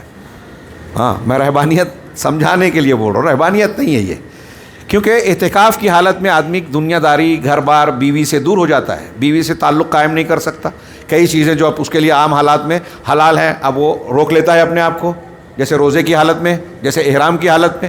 ایسے یہاں 10 دن کے لیے جو اللہ کے رسول کا عام طریقہ تھا، 20 دن بھی آپ نے آخری سال کیا، مسجد میں قیام کرتا ہے عبادت کی نیت سے، اعتکاف رکنا۔ حضرت ابراہیم علیہ السلام نے اپنی قوم کے لوگوں سے سوال کیا تھا جو بتوں کے پاس رکتے تھے، مجاوری کرتے تھے، ما هذه التماثيل التي انتم لها عاکفون، یہ بت یہ کیا ہیں جس کے پاس تم لوگ اعتکاف کرتے ہو؟ تو یہ اعتکاف عبادت ہے، یہ عبادت بھی صرف جامع مسجد میں ہوگی جہاں جمعہ وغیرہ ہوتا ہے۔ تھوڑا سا اختلاف ہے اس میں، ابھی ایک قول آ گیا کہ صرف مسجد حرام میں اور مسجد نبوی میں ہوگی اور 3 مسجدوں میں ہوگی، ایسا نہیں ہے، ہر اس مسجد میں حضرت عائشہ وغیرہ کے قول سے ثابت ہے۔ تو جہاں جمعہ ہوتی ہے، جماعت ہوتی ہے، تو یہاں اعتکاف بھی کیا جائے گا۔ مسجد اعتکاف کے لیے جگہ ہے۔ فی بیوت اذن اللہ ان ترفع ویذکر فیہا اسمہ، یہاں رک کر میں مسجد کے اور بھی کردار اور پیغام کا تھوڑا سا ذکر کرنا چاہتا ہوں، یعنی یہ سمجھ لیجئے کہ اس کے لیے مجھے کم سے کم 1 گھنٹہ چاہیے، لیکن میں 3-4 منٹ میں صرف اشارے کر رہا ہوں کہ مسجد جو ہے مسلمانوں کے لیے سب سے عظیم درسگاہ ہے۔ ابھی میں نے خطبہ جمعہ کا ذکر کیا، وہ سامنے رکھیے۔ خطبہ جمعہ میں خطیب تیاری کر کے، اور ماشاءاللہ ہمارے علماء اس کا لحاظ کرتے ہیں، حالات حاضرہ، موقع محل کا لحاظ کرتے ہوئے عوام کو جن احکام و مسائل کی دین کی رہنمائی کی ضرورت ہوتی ہے بتاتا ہے، اور بتانا چاہیے۔ یہ ایک میڈیم ہوا تعلیم کا، دین سکھانے کا۔ پھر دروس قرآن، دروس حدیث ایک یہ ہوتا ہے۔ آپ ایک حدیث پر غور کیجئے کہ اللہ کے نبی صلی اللہ علیہ وسلم نے فرمایا مروا اولادکم بالصلاۃ اذا کانوا کیا ہے وہم ابناء 7، اپنے بچوں کو نماز کا حکم دو جب کہ وہ 7 سال کے ہوں، وَاضْرِبُوهُمْ عَلَيْهَا إِذَا كَانُوا أَبْنَاءَ 10 أو كما قال وَفَرِّقُوا بَيْنَ مَضَاجِعِهِمْ، اور ان کو جب 10 سال کی عمر ہو جائے، غور سے 7 سال کی عمر میں مسجد جانے کے لیے کہو، نماز پڑھنے کے لیے کہو، اور جب 10 سال کے ہو جائیں تو انہیں حکم دو، حکم صرف نہیں دینا ہے، نہ جانے پر مارو، اور ان کے بستر الگ کر دو، بھائی بہن کے بستر الگ کر دو۔ لحاظ کیجئے، یہ سماجی زندگی میں اس کا لحاظ نہ کرنے سے بہت سارے نقصانات ہوتے ہیں اور ہو رہے ہیں آج کے زمانے میں۔ تو اب یہاں غور کیجئے کہ 7 سال کا بچہ مکلف نہیں ہوتا، نابالغ ہے۔ ہم اکثر احکامات میں پڑھتے ہیں کہ کس پر فرض ہے، تو کہتے ہیں عاقل، بالغ اور ایسا ہو، آزاد ہو۔ تو بالغ پر فرض ہوتی ہے، شریعت کا مکلف ہوتا ہے عام طور سے، لیکن یہاں نماز کی تعلیم کے لیے بلوغت سے پہلے لے جانے کا حکم ہے، اور 10 سال، یہاں 10 سال کا، 10 سال میں بچے عموماً بالغ نہیں ہوتے، الا ماشاءاللہ گرم علاقوں میں ہو سکتے ہیں، لیکن عموماً نہیں ہوتے سرد علاقوں میں یا ہمارے یہاں۔ تو 10 سال کی عمر میں نہ جانے پر مارو جبکہ نماز ابھی اس پر فرض نہیں ہے۔ کیوں؟ یہ تربیت کا ایک حصہ ہے، تعلیم کا ایک حصہ ہے کہ جب آپ بچے کو اس سال سے مسجد لے جائیں گے تو ایک تعوید اور تمرین ہوگی، مشق ہوگی، اس کی عادت پڑے گی، کیونکہ اچانک اگر آپ کہیں گے کہ 5 وقت بغیر بلا ناغہ آپ کو پابندی کرنی ہے، تو بغیر پہلے سے مشق کیے ہوئے اگر کوئی آدمی کرنا چاہے تو بہت مشکل پیش آتی ہے، الا ماشاء اللہ۔ صحابہ کرام کی مثال ہے ہمارے سامنے۔ تو ایک چیز تو یہ کہ عادت ڈالی جائے، دوسرے یہ کہ اس عمر سے جب وہ مسجد جانے لگتا ہے تو مسجد جانے سے آنے سے بہت سی چیزوں کو دیکھ دیکھ کے سیکھ لیتا ہے، امام کی قرأت سن کر قرآن کا بہت اچھا خاصا حصہ یاد کر لیتا ہے۔ اگر ہمارے یہاں جیسے آج مسجدوں میں وضو خانے کا اور دوسری چیزوں کا اہتمام ہوتا ہے، وہ دیکھے گا تو وہاں وضو کرنے والوں کو دیکھ کر وضو کا طریقہ سیکھ سکتا ہے۔ مسجد میں کوئی الٹی سیدھی حرکت کرتا ہے، لوگ سکھاتے ہیں، وہ آداب سکھاتا ہے، جمعہ کے خطبے سنتا ہے اور درس سنتا ہے۔ نمازوں میں کوئی غلط سلط کام ہو جائے تو امام یا کوئی عالم جو ہے اصلاح کرتا ہے، وہ سمجھ میں آتا ہے۔ ایسے کئی امور مسجد میں دیکھ کر اس کی تعلیم کا گویا سلسلہ جاری ہو جاتا ہے اسی عمر سے، یہ تعلیم کا۔ اور تیسری چیز تعلیم والی معاملے میں، آپ غور کیجئے کہ نبی کریم صلی اللہ علیہ وسلم کے عہد مبارک میں صفہ کے صحابہ، حضرت ابو ہریرہ جس میں ایک ممتاز طالب علم تھے، جو صحابہ کرام اللہ کے رسول صلی اللہ علیہ وسلم سے دین سیکھنے پڑھنے آتے تھے، حدیثیں سیکھنے آتے تھے، ان کو صفہ میں پڑھاتے تھے۔ یہ صفہ کہاں تھا؟ صفہ کا چبوترا ایک بنا ہوا تھا۔ آج آپ جائیے مسجد نبوی میں، اللہ کے نبی صلی اللہ علیہ وسلم روزے سے جڑا ہے، وہ وہاں اصل میں وہاں نہیں تھا، تھوڑا سا سامنے کے حصے میں تھا۔ نبی صلی اللہ علیہ وسلم کے ممبر کے باہر صحن کے حصے میں ایک چبوترا تھا، وہ پڑھنے والے بچے آتے تھے، وہیں قیام کرتے تھے اور اللہ کے رسول صلی اللہ علیہ وسلم کی درسگاہ میں بیٹھ کر تعلیم حاصل کرتے تھے، مسجد میں سیکھتے تھے۔ تعلیم کا ایک مرکز ہے، اور یہاں رک کے میں بتاؤں کہ اسی بنیاد پر مسجد، مدرسہ یا مکتب ساتھ ساتھ، ہمارے الفرقان یہ جو اسٹڈی ہے مسجد سے جڑا ہوا ہونا بھی چاہیے، جوڑنا چاہیے بچوں کو۔ تعلیم تربیت دونوں ساتھ ساتھ چلتی ہے اس میں، اس کو آپ ہلکا نہ سمجھیں۔ ہاں، اور یہاں رک کے ایک اور بات کہنا چاہوں گا کہ انہی دو مراکز سے آج عالم اسلام کے، عالم کفر کے لوگوں کو، دشمنان اسلام کو بہت بہت بہت تکلیف ہے۔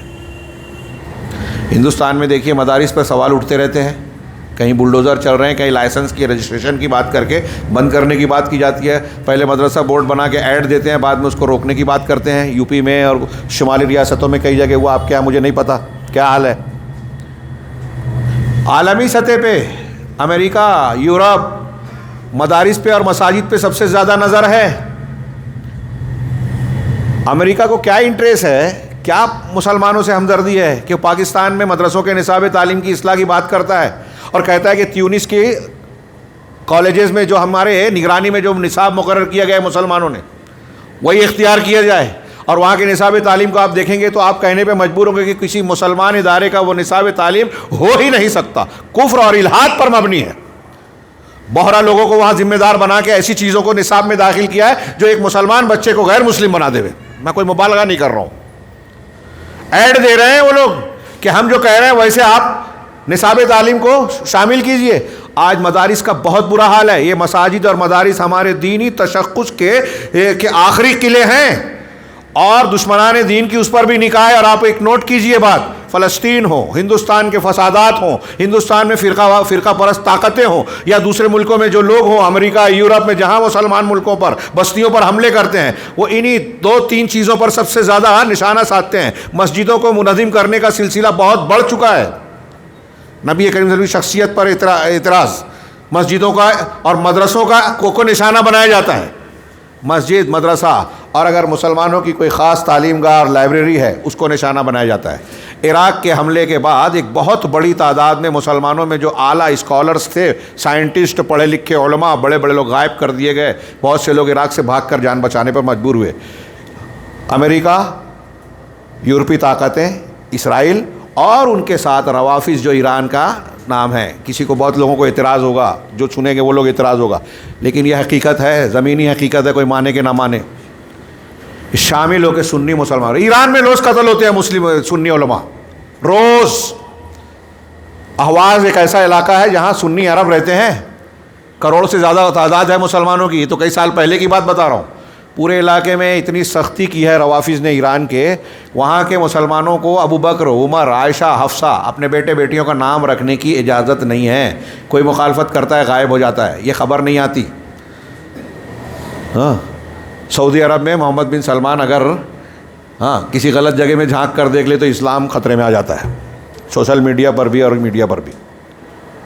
میں ان کے غلط کو صحیح نہیں کہہ رہا ہوں، لیکن یہاں شرک ہوتا ہے، بت پرستی ہوتی ہے، مسلمان سنیوں کو قتل کیا جاتا ہے، خبر میں بھی نہیں آتا۔ تو میں عرض کر رہا تھا کہ ان چیزوں میں سب سے زیادہ بنیادی طور سے جس کو، اور ایران میں سنی مساجد بنانے کی اجازت نہیں ہے۔ کبھی کہیں بناتے ہیں تو ایرانی حکومت جو ہے مختلف بہانوں سے اس کو ڈھا دیتی ہے۔ ایسے بیسیوں واقعات ہیں صحیح خبروں میں، آپ ان کے موافقین کو جو ان کے دم چھلے ہیں ان کو بیان کریں، کہیں گے پروپیگنڈا ہے۔ جو وہاں رہتے ہیں، جنہوں نے دیکھا ہے، تصویریں بھیجی ہیں، وہ بیان کرتے ہیں۔ خیر، تو مساجد، مدارس یہ تعلیم گاہ ہیں، تربیت گاہیں ہیں، اور اس پر دشمنان دین کی سب سے زیادہ نگاہیں ہیں۔ ان کو ختم کرنا چاہتے ہیں، اس کے پیغام کو ہم اور آپ سمجھنے کو تیار نہیں ہیں کہ مساجد اور مدارس کی کتنی اہمیت ہے۔ یہ زندہ ہیں تو علماء ہیں، علماء اور یہ لوگ ہیں تو ہماری مسجدیں آباد ہیں، ہمارا دین زندہ ہے۔ ورنہ ہماری بچیاں جس طرح ابھی مرتد ہو رہی ہیں، ہمارے بچے بھی ہوں گے، سلمان رشدی، تسلیمہ نسرین ہر جگہ پیدا ہونا شروع ہو جائیں گے، اور ہو رہے ہیں۔ آج یہ جو ہم رونا روتے ہیں، بے غیرتی ہم دیکھ رہے ہیں، اس کی بڑی وجہ مسجد کا پیغام اور کردار ہم نے چھوڑ دیا۔ میں نے کہا تھا 2-3 منٹ میں کہوں گا ایک دو جملہ اور، کہ مسجد جو ہے اس کا کردار دیکھنا ہے آپ کو۔ دیکھیے کہ مسجد کا کردار یہ ہے کہ وفود آتے تھے اللہ کے رسول کے زمانے میں، وفد نجران غیر مسلم آتے تھے، غیر مسلم ثمامہ بن اسال گرفتار ہوئے، صحیح بخاری کی لمبی واقعہ ہے، بڑا پیارا، پڑھیے اس کو، میں پورا نہیں بیان کروں گا۔ یمامہ کے سرداروں میں سے تھے، صحابہ گرفتار کر کے لے آئے، وہ عمرہ کرنے جا رہے تھے، اللہ کے رسول نے مسجد نبوی میں باندھا۔ مسجد کی حفاظت کرنے کا یہ جو میں ابھی تفسیر پڑھ رہا ہوں، عبدالرحمن بن ناصر السعدی نے اس میں کہا ہے کہ مسجد کو مجنوں اور پاکی گندے لوگوں سے، بچوں سے، جو مسجد کے تقدس کو پامال کریں اسے بچایا جائے، جو گندگی پھیلائے ان سے بچایا جائے، اس میں ہے کافر سے بھی بچایا جائے، لیکن ضرورت اور مصلحت کی بنیاد پر کافر کو مسجد میں بلایا جا سکتا ہے۔ نجران کے نصارہ آئے تھے، اللہ کے رسول نے ثمامہ بن اسال رضی اللہ تعالیٰ عنہ کو مسجد کے ایک ستون سے بندھوا دیا، اور آگے پوچھا ان سے پہلے دن کیا خیال ہے، تو کہا اگر آپ احسان کرو گے، پہلے کہا کہ اگر قتل کرو گے تو ذات دم، خون والے انسان سے، مطلب میرے قتل کے بعد میرا حق لوگ مطالبہ کریں گے، ایسے آدمی کو قتل کرو گے، اور اگر احسان کرو گے تو شکر کرنے والے پر احسان کرو گے، میں آپ کا شکر ادا کروں گا، احسان مانوں گا۔ ہاں، اور پھر جملہ کہا، پھر دوسرے دن آپ نے کہا، پھر آپ نے وہی جواب دیا، دوسرا پہلا والا قتل والا جملہ چھوڑ کر کے، یار یہ اچھے اخلاق کے نظر آ رہے ہیں۔ پھر تیسرے دن آپ نے کہا کہ انہیں کھول دو، وہ مسجد نبوی سے نکل کر گئے قریب کے ایک باغ میں، کوئی چشمہ پانی کا بہ رہا تھا، وہاں غسل کیا اور واپس آ کر کلمہ پڑھ لیا، اور کہا اللہ کے رسول صلی اللہ علیہ وسلم آج کے دن سے پہلے آپ کے چہرے سے زیادہ ناپسندیدہ چہرہ میرے لیے کسی کا نہیں تھا، لیکن آج آپ سے زیادہ محبوب میری نظر میں کوئی اور نہیں ہے، آپ سے زیادہ ناپسندیدہ شہر، اس شہر سے زیادہ، آپ کے شہر سے زیادہ ناپسندیدہ کوئی نہیں، آج کے بعد سب سے زیادہ پسندیدہ شہر ہی ہے۔ ہاں، پھر اس کے بعد کہا کہ میں اگر عمرہ کرنے، کہا ٹھیک ہے تم جاؤ، امتحان ہوگا تمہارا۔ وہاں گئے تو لوگوں نے کہا کہ تم بے دین ہو گئے، کہا نہیں میں بے دین نہیں ہوا، میں محمد صلی اللہ علیہ وسلم کے ساتھ اسلام لے آیا ہوں، اور اللہ کی قسم میرے علاقے سے تمہارے پاس جو اناج آتا ہے، غلہ آتا ہے نا میرے شہر سے، میری بستی سے، اللہ کے نبی محمد صلی اللہ علیہ وسلم اجازت نہیں دیں گے تو ایک دانہ نہیں پہنچنے دوں گا۔ یہ سما میں بتا رہا ہوں کہ مسجد میں انہیں باندھا گیا، وفود آتے تھے، مسجد کائے کا مرکز بنا، مسلمانوں کے مختلف کاموں کا مرکز بنتا رہا۔ یعنی ثمامہ بن اسال کے واقعے سے پتہ چلا کہ مسجد دعوت و تبلیغ کا بھی ایک ذریعہ ہے۔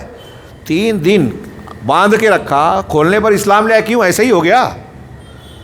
3 دن انہوں نے نمازیں دیکھی، 3 دن انہوں نے اللہ کے رسول صلی اللہ علیہ وسلم اور صحابہ کرام کا کردار اور اخلاق دیکھا، قیدی کے ساتھ حسن سلوک دیکھا۔ مسجد یہ چیزیں سکھاتی ہے۔ یعنی مسجد میں اگر مسجد کا کردار، آج کل ہمارے یہاں کچھ لوگ ایک پروگرام کر رہے ہیں، کیا مسجد دکھائے، مسجد میں وزٹ مسجد کا کراتے ہیں۔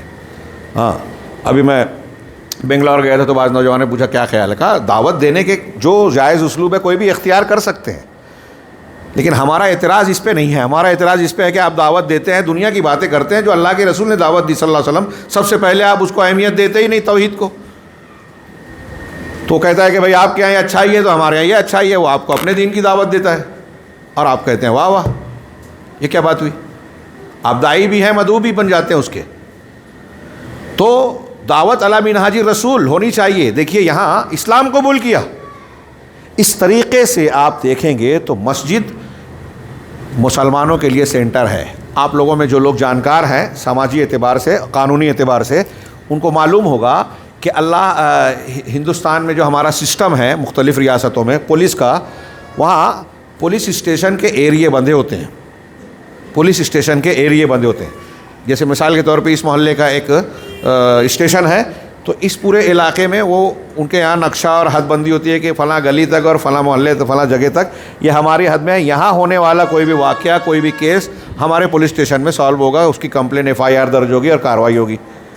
اس سے ہٹ کر جب ہوگا تو دوسرے ایریے میں آتا ہے تو وہ اس پولیس اسٹیشن میں ہوگا۔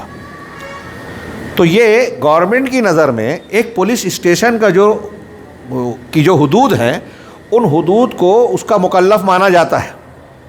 ہمارے کرناٹک کے ایک پولیس کمشنر ریٹائرڈ تھے مسلمان، انہوں نے تقریر کی، بڑی پیاری بات لگی ان کو کہ بہت پہلے اسلام نے مسجد کو یہ حیثیت دی تھی ہمارے یہاں کہ ہمارے محلے کی جو مسجد ہے اس کا ہمارا محلہ پورا ایریا ہے، اس ایریے میں جو لوگ نماز پڑھتے ہیں، جو لوگ رہتے ہیں، ان کو نماز پڑھنے آنا چاہیے. نہیں آتا ہے تو آپ جائیں پوچھیں کیوں نہیں آ رہے ہو.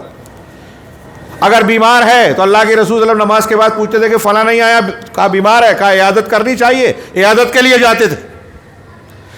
نماز مسجد سماجی ربط و ضبط کی جگہ ہے. اتحاد و اتفاق کا جتنا بہترین نمونہ نماز میں ملتا ہے کسی اور میں یہ اتنا ایسا ہی نہیں ہے. بڑی بڑی شخصیات، آپ شیخ عبد الرحمن کیلانی کی اردو میں کتاب ہے مساجد کا بیان، مساجد کا بیان، اس کو پڑھیے. یہ جو خصوصیات میں نے بیان کیے اس میں انہوں نے درج کیا ہے، چند میں نے اس میں کمی بیشی کی ہے. تو وہ مقدمے میں انہوں نے لمبی چوڑی تفصیل لکھی ہے مساجد اور مدارس کے بیان پر. تو اس میں انہوں نے 10 واقعات ذکر کیے ہیں، بڑے بڑے نام لیا ہے کہ فلاں آدمی جو ہے محمد اسد جو تھے، ایک بہت بڑے یورپ کے آدمی تھے، انہوں نے مسجد میں مسلمانوں کو جماعت سے نماز پڑھتے ہوئے دیکھا، بہت متاثر ہوئے، انہیں بہت بھلا محسوس ہوا، سکون لگتا کہ یہ لوگ اتنے اچھے طریقے سے پڑھ رہے ہیں اور سب ایک ہو گئے ہیں. ہاں، چنانچہ انہوں نے اسٹڈی کی، مسلمان ہو گئے. اٹلی کی ایک فلم اداکارہ کا ذکر کیا، اس میں واقعہ بیان کیا ہے، میں نام بھول گیا. ہاں، اس نے بھی مصر کے میں شوٹنگ کے لیے گئی، وہاں ایک چھوٹی سی مسجد دیکھی کہ لوگ جا رہے ہیں، جا کے جھانکا تو دیکھا لوگ نماز پڑھ رہے ہیں، انہیں بہت بھلا لگا. اس نے اپنے تاثرات کا ذکر کیا. مصر سے چلے جانے کے بعد، اٹلی چلے جانے کے بعد اسے وہی یاد آتا رہا، وہ پھر آئی، زیارت کی اور پھر مسجد سے متعلق معلومات لی اور کہا کہ مجھے بھی ان لوگوں میں شامل ہونا ہے، مسلمان ہو گئی.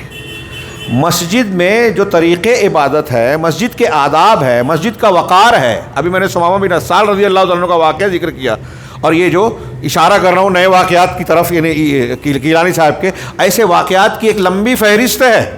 اگر مسجد میں صحیح طریقے سے ہم مسجد کے پیغام کو زندہ کر دیویں، ہم نے آج رسم بنا لیا کہ عمارت کھڑی کر دی، بنا دیا کچھ اچھے نقش و نگار، اور اس کے بعد سمجھ لیا کہ یہ تو ہم نے گھر بنایا، میرا گھر جنت میں بن گیا ہے، میں نماز پڑھوں کہ نہ پڑھوں، نماز مسجد کے حق کا ادا کروں نہ کروں. ہماری مسجدوں میں جو ذمہ دار بنتے ہیں انہیں بھی نہیں پتہ کہ مسجد میں کیا کرنا چاہیے. تو میں کہہ رہا تھا پولیس اسٹیشن جیسے ہوتا ہے نا ایک ایریے کا، ایک مسجد کو اپنا ایریا سنبھالنا چاہیے. امام مسجد، آپ ٹرسٹیان مسجد ایسے امام کو، ایسے خطیب کو چن کر رکھیں جو اس علاقے کے لوگوں کی روحانی تربیت کریں، ضرورت کا دین سکھا سکیں اور ان سے عام رابطہ قائم کریں.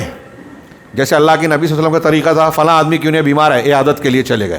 فلاں صحابہ کو دیکھا کہ یہ پھٹے حال ہیں، مسجد میں کچھ صحابہ آئے، کپڑے پھٹے ہیں، غریب ہیں، آپ کو دیکھ کر بہت برا لگا، آپ نے سب کو بلوایا اور اس کے بعد تقریر کی اللہ کے راستے میں انفاق کے لیے. ہاں، ایک صحابی گئے گھر سے، وہ بوجھا اٹھا کے لایا، ان کو دیکھ کر پھر بہت سارے 2-3 ڈھیر لگ گئے. صحیح مسلم کی حدیث ہے. اس کو دیکھ کر آپ خوش ہوئے اور کہا جس نے اسلام میں کوئی اچھا طریقہ اختیار کیا تو اس کو خود اس کے عمل کا بھی اجر ملے گا اور اس طریقے کے دیکھ کر دوسرے لوگ جو کر رہے ہیں اس کا بھی ثواب ملے گا، اور دونوں کے عمل میں کوئی کمی نہیں ہوگی. یہ نئی بدعت نئے طریقے کے سلسلے میں نہیں، پہلے سے جو دین میں موجود ہے ایک چیز ہے صدقہ خیرات، آپ وہ کر رہے ہیں، آپ کے طریقے کو دیکھ کر کوئی اور کر رہا ہے تو اس کا بھی اجر ثواب آپ کو ملے گا. تو میں یہ عرض کر رہا تھا کہ اللہ کے نبی صلی اللہ علیہ وسلم دیکھیے مسجد کو مسلمانوں کے باہمی تعلق، باہمی ہمدردی، ایک دوسرے کی مدد کا مرکز بھی بنا رہے ہیں. اور جیسا کہ میں نے اشارہ کیا کہ اتحاد و اتفاق کی انتہائی زبردست ہم کو تعلیم ملتی ہے مسجد سے. اور اللہ کے نبی صلی اللہ علیہ وسلم جماعت کھڑی ہونے سے پہلے قدم سے قدم ملا لو، درمیان میں خالی جگہ رکھو گے تو اللہ تعالیٰ دلوں میں اختلاف ڈالے گا. اب اتحاد و اتفاق کی جگہ پر آج ہمارے ہاں کچھ لوگ اختلاف، جیسے ابھی میں نے کہا کہ مسجد جو توحید کا درس دینے کا مرکز ہے اس کو بعض لوگوں نے بدعت و خرافات کی جگہ بنا دیا. اب کوئی لوگ اجتماعی ذکر کر رہے ہیں، کوئی اندھیرا کر کے جو ہے مدینے کی سیر کرتا ہے آنکھ بند کر کے مسجد میں، کوئی اور کچھ حلقے تیار کرتا ہے حقی لگانے کا، فلاں سلسلے سے ہم جڑے چشتی قادری نقشبندی تو انہوں نے یہ عبادت بتائی ہے تو مسجد میں یہ کرنا. یہ مسجد کے تقدس کو، مقصد کو پامال کرنا ہے، شریعت کا مذاق اڑانا ہے، قرآن حدیث کو کھلواڑ بنانا ہے، اللہ اور اس کے رسول کے سامنے مقابلے کے لیے کھڑے ہونا ہے کہ آپ دین کے مرکز کو دین کی مخالفت کا مقام بنا رہے ہیں. تو مساجد کے ان احکامات کو سمجھیں، عام آدمی بھی سمجھے، مسجدوں کے ٹرسٹی بھی سمجھیں. وہاں کے جو امام و خطیب ہیں وہ ایسے ہی نہیں ہیں روایتی نماز پڑھا دی ختم، بلکہ انہیں اپنی ذمہ داری سمجھنا چاہیے. اور ٹرسٹیوں کو، لوگوں کو چاہیے کہ اس ذمہ داری کو ادا کرنے کے لیے امام صاحب کو آپ دوسری فکر سے فارغ کریں. میں کوئی ایسی ویسی بات نہیں کہہ رہا ہوں، بہت اہم کہہ رہا ہوں، ان کی تنخواہ اتنی متعین کر دیجئے کہ ان کو سوچنا ہی نہ پڑے کہ مجھے دوسرا کام کرنا ہے. مجھے مسجد کے کام پر فوکس کرنا ہے، اور مسجد کا کام صرف 5 وقت کی نماز پڑھا دینا نہیں ہے، وہ تو ہے ہی اور سب سے اہم کام ہے. جمعہ کا خطبہ، عوام سے رابطہ، لوگوں کو دین بتانا. کوئی غلط نماز پڑھ رہا ہے، کوئی بچے کو دیکھ رہے ہیں کہ وہ شرارت کرتا ہے، غلط نیت باندھتا ہے، رفع الیدین ٹھیک سے نہیں کرتا، پیر ٹھیک سے نہیں رہتا، صف ٹھیک سے نہیں بناتا، ہم اس کو بتائیں کہ اس طرح کھڑا ہوا جاتا ہے، ایسے نیت بنائے. یہ تعلیم و تربیت کا مقام ہے، مرکز ہے. ہاں، اس طریقے سے آپ دیکھیں گے تو مسجد کا کردار ہمارے سماج میں سب سے زیادہ اہمیت کا حامل ہے. مسجد کی اہمیت و افادیت یہ ہے کہ اگر مسجدیں نہیں ہوں تو ہماری توحید اور ہمارا تشخص شاید محفوظ نہ رہے. اللہ رب العالمین سے دعا ہے کہ وہ ہمیں مسجد کی اہمیت و فضیلت سمجھنے کی توفیق عطا فرمائے، اور اس کا جو حق ہم پر عائد ہوتا ہے پروردگار ہماری طاقت اور قوت کے مطابق اس حق کی ادائیگی کی ہمیں توفیق دے، اور اس کی برکت سے دنیا میں اللہ رب العالمین ہمیں جو ہے عزت بخشے، سعادت عطا فرمائے، اور آخرت میں کامیابی سے نوازے، دنیا اور آخرت میں ہر قسم کے فتنے اور عذاب سے محفوظ رکھے. میں اپنی بات کو ختم کرنے سے پہلے ایک بار پھر سے اللہ رب العالمین کا شکر ادا کرتا ہوں، اور اللہ کے بعد آپ حضرات کا، یہاں کے ذمہ داران، اس پروگرام کے منتظمین اور معاونین، اور خاص طور سے الفرقان اسٹڈی سینٹر کے افراد سے کا شکریہ ادا کرتا ہوں، اور دعا کرتا ہوں کہ اللہ رب العالمین انہیں جزائے خیر دے، ان کی نیتوں اور نیک اعمال میں برکت عطا فرمائے اور اسے قبول فرمائے. وآخر دعوانا ان الحمد للہ رب العالمین وصلی اللہ علی نبینا محمد.